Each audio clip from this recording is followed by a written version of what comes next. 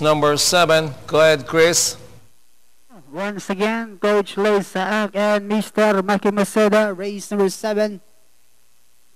Third winner take all. Final call now for your bets. Last call to place your bets. We're only waiting for Palakpakan.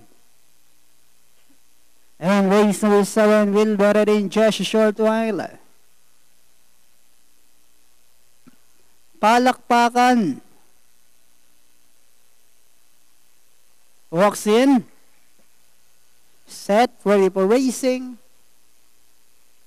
Racing just is started. We have El Shuttle moving for the outside. Siamo Pamilya, El Sapira. Palakpakan comes next, then comes Truth is Spoken.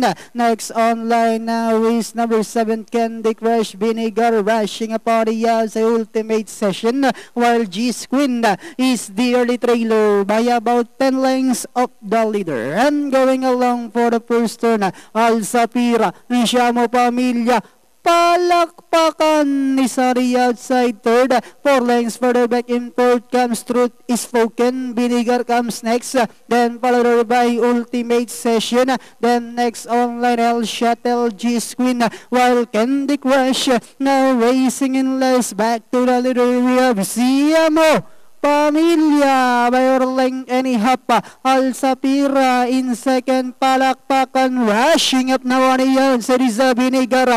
Truth is Spoken comes next. Ultimate Session.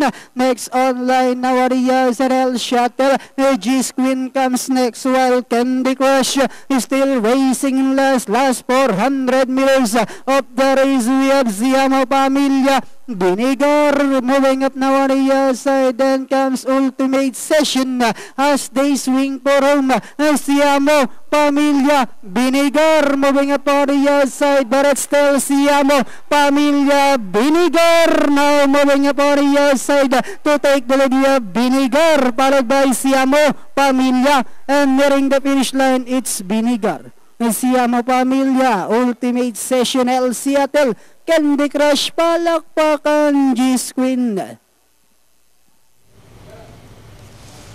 5 horse, Vinegar.